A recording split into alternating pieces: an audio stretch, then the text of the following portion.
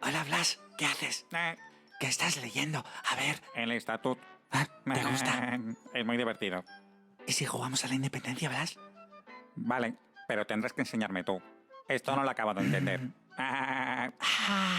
Blas, mira, Sí. te voy a poner un ejemplo para que veas cómo funciona lo de la independencia.